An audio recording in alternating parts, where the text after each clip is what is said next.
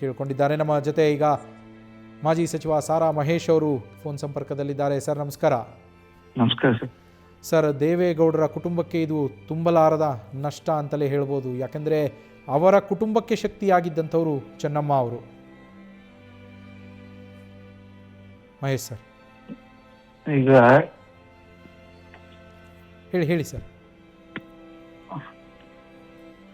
ನಾವು ನಿನ್ನೆ ಅವ್ರನ್ನ ಹಾಸ್ಪಿಟ್ಲಲ್ಲಿ ನೋಡಿದಂಥ ಸಂದರ್ಭದಲ್ಲಿ ಹಾಂ, ಇದು ಎರಡು ಬಾರಿ ಇಷ್ಟೇ ಆರೋಗ್ಯ ಕ್ಷೀಣ ಆಗಿ ಹುಷಾರಾಗಿ ಬಂದಿದ್ರು.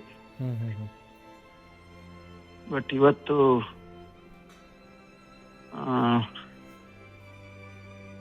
ಇಡೀ ರಾಜ್ಯದ ದೇಶದ ಜನತೆ ಗೊತ್ತಿದೆ.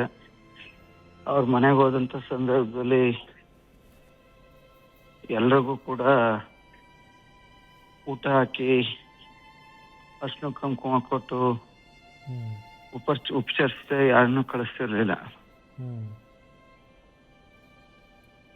ಜೊತೆಗೆ ದೇವೇಗೌಡರು ಮತ್ತೆ ಅಮ್ಮ ಇಬ್ಬರೂ ಕೂಡ ಅದು ನಾವು ಅವ್ರ ಬಗ್ಗೆ ಹೇಳುವಷ್ಟು ದೊಡ್ಡವರೆಲ್ಲ. ಈ ಸಂದರ್ಭದಲ್ಲಿ ನಾವು ಇನ್ನೊಂದು 3-4 ವರ್ಷ ಇರ್ತಾರೆ ಅಂತ ಅನ್ಕೊಂಡಿದ್ವಿ. ದೇವರು ಅವಕಾಶ ಕೊಟ್ಟಿಲ್ಲ. ಅದನ್ನ ನಾವೇನು ಬಾಯಲ್ಲಿ ಹೇಳುವಂಥದ್ದಲ್ಲ ಸರ್, ನಮ್ಮ ಕೈಲಿ ಆ ಶಕ್ತಿನೂ ಇಲ್ಲ. ಒಟ್ಟಿನಲ್ಲಿ ದೊಡ್ಡ ಸಾಹೇಬ್ರಿಗೆ ಮತ್ತೆ ಕುಮಾರಣ್ಣವ್ರಿಗೆ ಆ ಒಂದು ಅಗಲಿಕೆ ಶಕ್ತಿನ ಬರ್ಸುವಂಥದ್ನ ತಾಯಿ ಚಾಮುಂಡೇಶ್ವರಿ ಶಕ್ತಿ ಕೊಡ್ಲಿ ಅಂತ ಅಷ್ಟು ಮಾತ್ರ ಹೇಳ್ಬೋದು. ಸಾರಾ ಮಹೇಶ್ ಅವರೇ, ನೀವು ಕೂಡ ತುಂಬ ನೋವಲ್ಲಿದ್ದೀರಿ, ನಿಮ್ಮ ಮಾತಿನಲ್ಲೇ ಗೊತ್ತಾಗ್ತಾ ಇದೆ. ನೀವು ದೇವೇಗೌಡರ ಮನೆಗೆ ಹೋದಂತಹ ಸಂದರ್ಭದಲ್ಲಾಗಿರ್ಬೋದು ಅಥವಾ ಚೆನ್ನಮ್ಮ ಅವರನ್ನು ಭೇಟಿಯಾದಂತಹ ಸಂದರ್ಭದಲ್ಲಿ ಅವರ ಜೊತೆಗೆ ನಿಮಗೆ ಇದ್ದಂತಹ ಒಡನಾಟದ ಬಗ್ಗೆ, ಅವರು ನಿಮ್ಮನ್ನು ಯಾವ ರೀತಿ ಆಧರಿಸ್ತಾ ಇದ್ರು, ಅದರ ಬಗ್ಗೆ ನಿಮಗಿರುವಂತಹ ನೆನಪುಗಳು ಸರ್.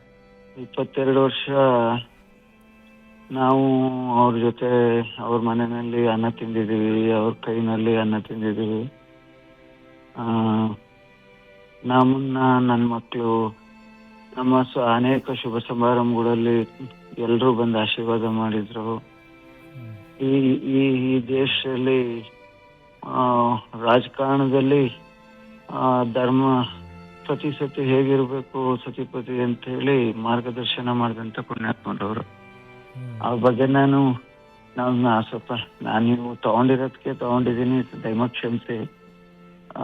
ತಾಯಿ ಚಾಮುಂಡೇಶ್ವರಿ ಅವ್ರಿಗೆ ಶಕ್ತಿ ಕೊಡ್ಲಿ, ಅಷ್ಟು ಮಾತ್ರ ಕೇಳ್ಕೋಬಹುದು. ಥ್ಯಾಂಕ್ ಯು ಸಾರಾ ಮಹೇಶ್ ಅವರೇ, ನ್ಯೂಸ್ ಫಸ್ಟ್ ಜೊತೆ ಮಾತನಾಡಿದ್ದಕ್ಕೆ. ನ್ಯೂಸ್ ಫಸ್ಟ್ ನಿರ್ಭೀತಿಯಿಂದ ನಿಮ್ಮ ಪರವಾಗಿ.